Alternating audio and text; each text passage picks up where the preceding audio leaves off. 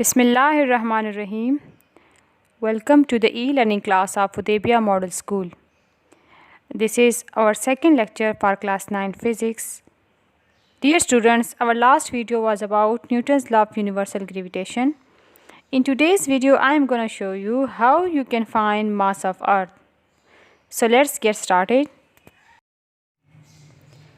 The mass of Earth may be determined with the help of Newton's law of universal gravitation because there is no device which can calculate mass of Earth. For calculating mass of Earth, let's consider the Earth and a body on the surface of the Earth. As you can see in the figure, the blue circle, we assume this as Earth, and the red circle on the surface of the blue circle, we assume this as any body on the surface of the Earth. The distance between the center of the body and the Earth is nearly equal to the radius of Earth, which is shown by RE. If the mass of the Earth is ME, then the force Fg with which the Earth attracts the body towards its center is given by law of universal gravitation. Got it?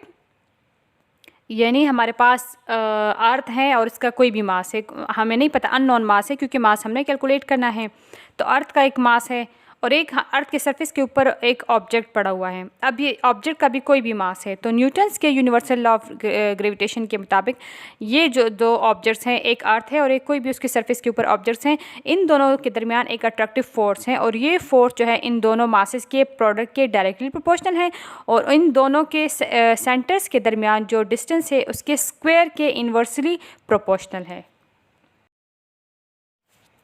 So now we are going to derive equation to calculate mass of Earth mathematically. So we will start from Newton's law of universal gravitation, final equation. Fg is equal to g m1 m2 divided by r square. Here mo is the mass of the object, any object on the surface of Earth, and me is the mass of the Earth divided by r square. We know that the force of gravity is equal to the weight of the body. क्या हम जानते नहीं हैं कि जो force ज़मीन object पे लगा रही है तो वो वेट ही है, मतलब एक ज़मीन जो ऑब्जेक्ट को अपनी तरफ अट्रैक्ट कर रहा है तो वो उस ऑब्जेक्ट का वेट होता है, ठीक है। तो इसका मतलब है कि फिर ये दोनों फोर्सेस बराबर हैं जो हमने न्यूटन के लॉ ऑफ यूनिवर्सल ग्रेविटेशन में पढ़ा था, एफ का, F is equal to G M O M E divided by R square, और दूसरा जो हमारे पास वेट है W is equal to M G. तो ये जो डब्ल्यू है यहाँ पे जो वेट है ये भी बेसिकली एक फोर्स है, एक डाउनवर्ड फोर्स है। तो यहाँ पे हमारे पास जो फोर्स है और जो अट्रैक्टिव फोर्स है और जो हमारे पास वेट ऑफ द ऑब्जेक्ट है वो हमारे पास दोनों इक्वल हैं। तो हम इस तरह से भी लिख सकते हैं कि F G is equal to W and W is equal to M G. M G, अब यहाँ पे एम जो है ये मास है, मास किस चीज़ का, अर्थ का या ऑब्जेक्ट का? नहीं, ऑब्जेक्ट का मास है क्योंकि ऑब्जेक्ट अर्थ जो है ऑब्जेक्ट को अपनी तरफ खींच रहा है, वेट जो है वो ऑब्जेक्ट का है, ठीक है। और जी जो है ये ग्रेविटेशनल एक्सेलरेशन है, हमने वेट के टॉपिक में ये डिटेल में पढ़ा था। तो यहाँ से हम क्या करेंगे, हमारे पास जो इक्वेशन इक्वल हो जाएंगे, F is equal to W is equal to M O G. तो चूंकि एफ इक्वल है एम जी के, तो ऊपर जो इक्वेशन नंबर 1 है उसमें हम एफ ई की जगह, एफ जी की जगह जो वैल्यू है उसकी वो इक्वेशन नंबर 2 से उसकी वैल्यू पुट कर सकते हैं। So comparing equation 1 and 2 we get M O G, यानी ऊपर एफ जी की जगह हमने नीचे से एम ओ जी जो उसकी वेट की वैल्यू है ना वो लिख ली है। M O G is equal to, बाकी इक्वेशन उसी तरह से सेम आ जाएंगे, capital G M O M E divided by R E square. या अगर हम यहाँ पे अगर हम लोग देख लें लेफ़्ट और राइट पे जो सेम फैक्टर्स हैं, जब वैल्यूज़ मल्टीप्लाई हो रही हो तो लेफ़्ट और राइट से जो सेम फैक्टर्स होते हैं वो कैंसिल हो जाते हैं। तो एम ओ जो है मास of the object left hand side पे भी है और मास of the object right hand side पे भी सेम है, तो ये दो सेम फैक्टर्स है, ये दोनों कैंसिल हो जाएगी, ठीक है। तो रह जाएगा हमारे पास लेफ्ट हैंड साइड पे सिर्फ स्मॉल जी रह जाएगा, यानी gravitational acceleration is equal to capital G mass of the earth divided by R E square. ये वैल्यूज़ हमारे पास रह जाएगी, ठीक है। अब चूंकि इस सारे इक्वेशन में हमें कैलकुलेट क्या करना है, मास ऑफ द अर्थ, तो हम क्या करेंगे, यहाँ से मास ऑफ अर्थ की वैल्यू निकालेंगे, ठीक है। तो मास, अब हम इक्वेशन को अरेंज करेंगे तो मास ऑफ अर्थ जो है वो लेफ़्ट हैंड साइड पे आ जाएगा और जो स्मॉल जी आर ई स्क्वायर ये डिवाइड हो मल्टीप्लाई हो जाएगा और डिवाइडेड बाय कैपिटल जी मास के साथ राइट हैंड साइड पे मल्टीप्लाई हो रहा है तो दूसरे साइड पे जाके ये डिवाइड हो जाएगा।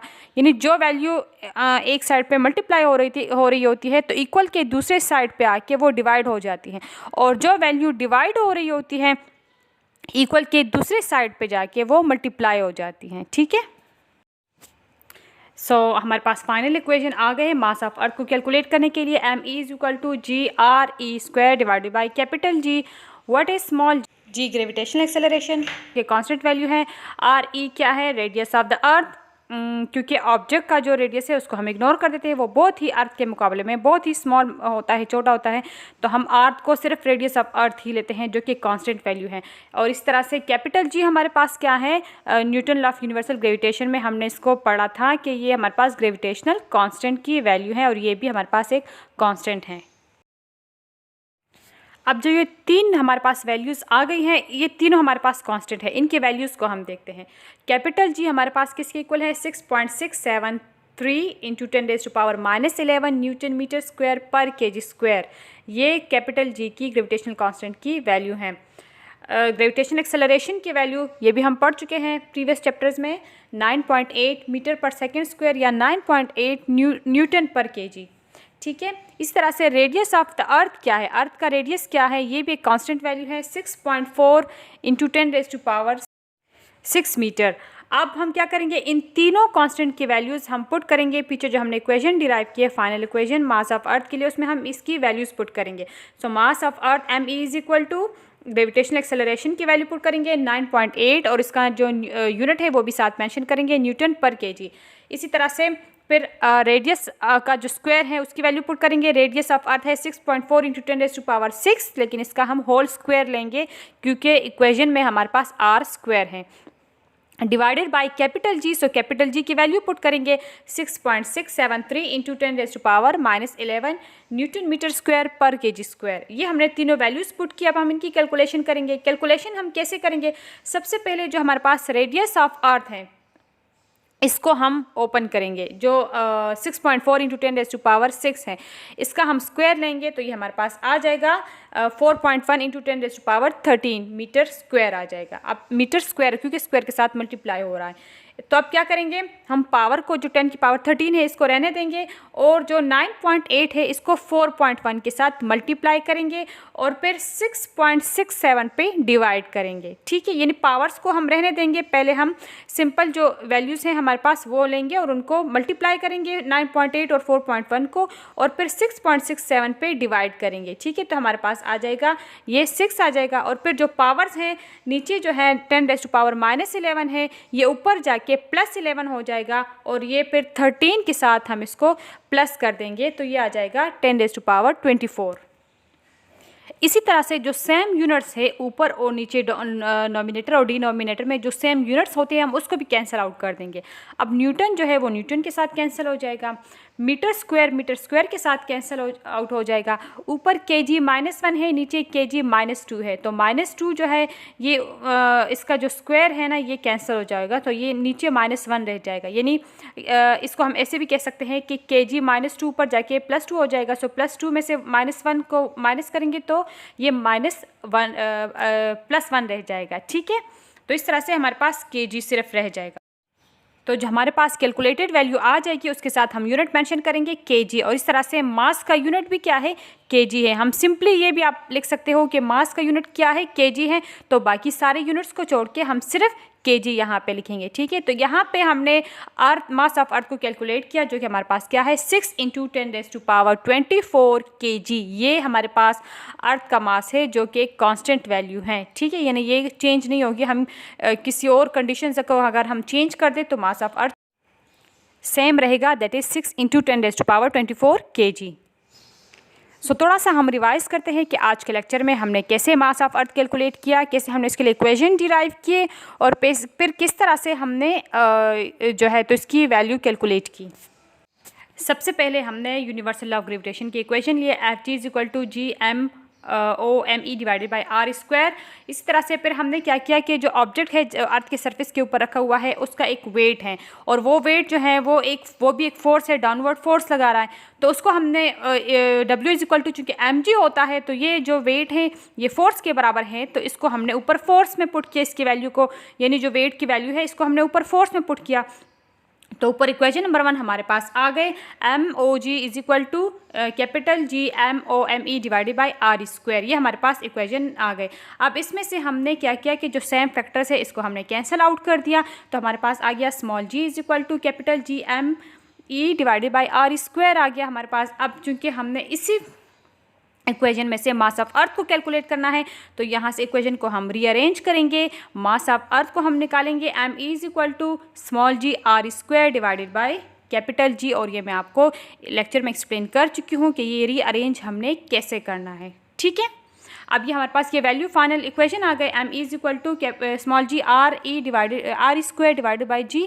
चूँकि ये तीन हमारे पास यहाँ पे वैल्यूज़ आ गई हैं, ये तीनों हमारे पास कांस्टेंट है। ठीक है, ये तीनों, स्मॉल g भी कांस्टेंट है, रेडियस ऑफ अर्थ भी कांस्टेंट है, और जो ग्रेविटेशनल कांस्टेंट जो है ये भी, इसकी भी एक कांस्टेंट वैल्यूज़ हैं। फिर हमने ये तीनों जो कांस्टेंट वैल्यूज़ है ये हमने इक्वेशन नंबर 3 में वैल्यूज़ पुट किए। वैल्यूज़ पुट करने के बाद हमने इसको कैलकुलेट किया। कैलकुलेशंस हमने कैसे की ये भी मैं आपको एक्सप्लेन कर चुकी हूँ। आप कैलकुलेटर लेके इसको कैलकुलेट कर सकते हो। ठीक है, तो इसकी हमने कैलकुलेशन की, और फिर फाइनल जो हमारे पास रिजल्ट आ गया, that is 6 into 10 raised to power 24 kg, which is mass of earth. So it's all about mass of earth. I hope you got the idea very well. See you in the new lecture with a new topic. Till then, take care. Thank you.